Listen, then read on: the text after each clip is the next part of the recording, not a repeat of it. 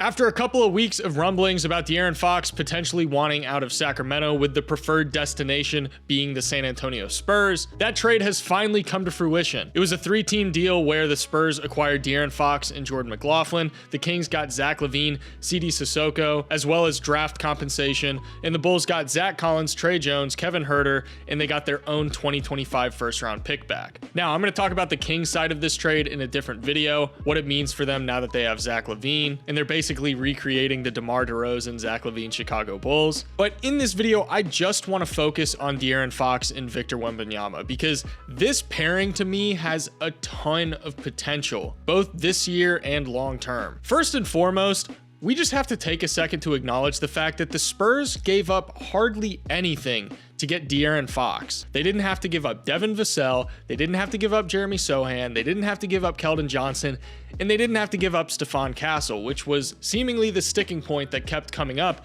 during these trade rumors. You look at the stuff that they ended up trading away to bring in De'Aaron Fox. In terms of players, they gave up Zach Collins, Trey Jones, and CD Sissoko, and you can feel how you want about those players, but ultimately those are the kinds of players that you'd prefer to trade away instead of the Devin Vassells and the Jeremy Sohans, the Keldon Johnsons, and the Stephon Castles. And as far as the draft compensation goes that they had to give up, they didn't give up any of their own picks. They gave up other teams' picks that they had previously acquired. And I'm not sure a lot of people realize this, but the Spurs have a ton of draft capital. They still have Atlanta's first-round pick from this year, which is completely unprotected. They have their own 2025 first-round pick. They have the right to swap with Atlanta for their 2026 first-round pick. Through 2031, they have 12 first-round picks, including swaps and protected picks. So not only did they get their preferred second star next to Victor Wembanyama, but they also still have all that draft capital intact that they can use to flesh out this roster further to put a contender around him. And this is especially important because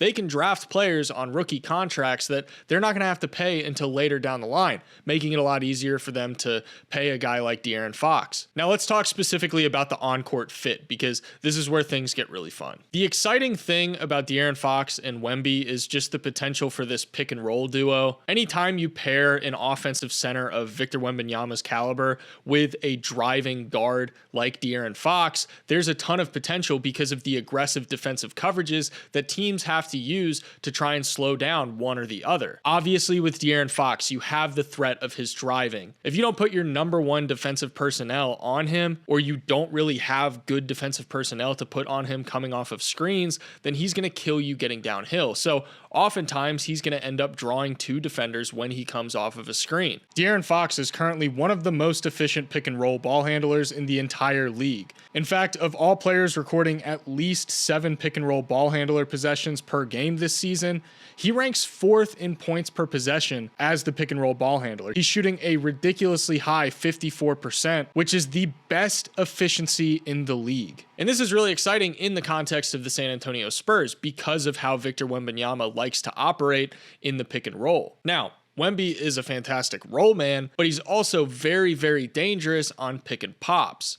So you can imagine when De'Aaron Fox is coming off these screens, drawing two defenders, and Wemby is going to pop off of that screen when he realizes that no one's covering him, Fox is going to have an easy release valve, being able to hit Wemby on the perimeter for easy spot-up looks. Now, let's say that you don't put 2 on De'Aaron Fox. Well, you have to either A, have the defensive personnel that's able to slow him down on the drive. Not a lot of teams actually have that. Or B, the other possibility is he gets past his first defender and all of a sudden the opposing defense is in rotation and you have to cover everything else from there, which is of course a lot easier said than done. The goal of an offense is to get the defense into rotation to create an open look. It's pretty hard to overstate just how important this driving is going to be for San Antonio because they really do not drive nearly as much as they should. In fact, they record the 7th fewest drives per game in the entire NBA.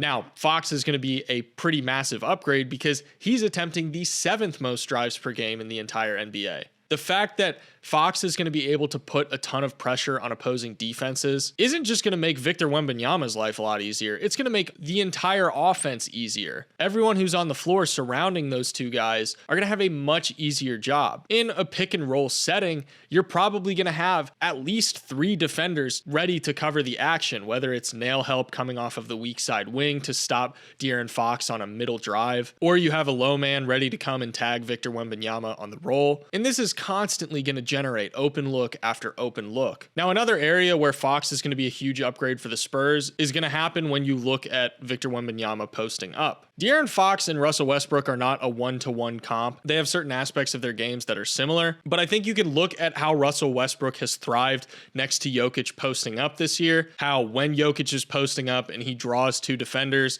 Westbrook is using that opportunity to crash the basket, get into open space on cuts, and it leads to a lot of open looks at the rim for him. I think the Spurs can look at that and take a page out of Denver's playbook and say, okay, Victor Wembanyama is pretty much always going to get double teamed whenever he's posting up. It's going to be very important that they get De'Aaron Fox to operate actively off ball, making those cuts once those double teams come so that Wemby can find him in open space for easy looks. And again, this is just easier offense for them because of the speed of De'Aaron Fox and the gravity that Victor Wembanyama has. What does all of this mean for the Spurs? Not just from a short-term perspective, but from a long-term perspective. Well, you look at the short term, they're only 5.5 games back from the 6th seed in the West. A playoff push is absolutely still on the table for them, and I would imagine over the coming weeks, they're probably going to be stringing together some wins. And there's also the fact that the trade deadline isn't even here yet. They can still make moves, and like I said earlier in the video, they've got plenty of draft capital to continue fleshing out this roster if they're interested in being a little bit more competitive this year, but I don't necessarily think that they need to. I think now that they have De'Aaron Fox as the second star next to Wemby, they can use this as an opportunity to go into the playoffs and say, hey, we're going to see which guys are going to be able to fit around us long term, which guys are going to shrink in the playoffs, which guys are going to show up big. And then from there, you can make an informed decision in the offseason with all of this draft capital that you have and say, okay, we're going to move some of these guys and some draft picks to get an upgrade here. We're going to try and draft an upgrade there. And your job just becomes a whole lot easier because you have that data now. Now, that shouldn't stop them from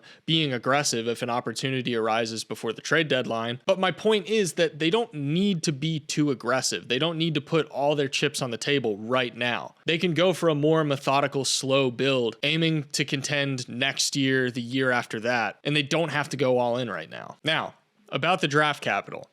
Like I mentioned earlier, the Spurs have Atlanta's 2025 first round pick unprotected. I'm sure some of you are already aware of this, but Jalen Johnson just went out with an injury. The Hawks have a record of 22-27.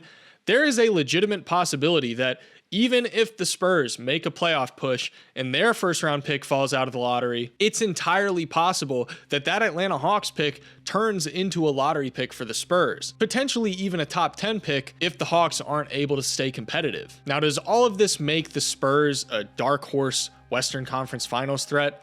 I'm not sure I'm ready to go that far just yet, but we still haven't seen what Victor Wembanyama is going to look like in a playoff setting. And even if they don't win a playoff series, this still jumpstarts their competitive era. It shows that you're being proactive in putting a star next to Wemby and trying to make this team competitive sooner rather than later, instead of prolonging the rebuild longer than it needs to be. And even though I'm not sure they could win a playoff series, I know there are teams that are frustrated right now that the Spurs just got this big of an upgrade, and now some team in the West is going to have to face them in the playoffs. I also really like the flexibility that the Spurs have afforded themselves by making this move. De'Aaron Fox's contract isn't really that big relative to a lot of the contracts that we've seen given out over the past year or so. He's only making $35 million this year, and he'll only be making $37 million next year, and he's an expiring deal next year. Obviously, I think they're going to try and extend this contract to keep him around long term, especially if things are looking good between him and Victor Wembanyama, but they didn't back themselves into a corner here. They didn't trade for an absolutely terrible contract. This is pretty par for the course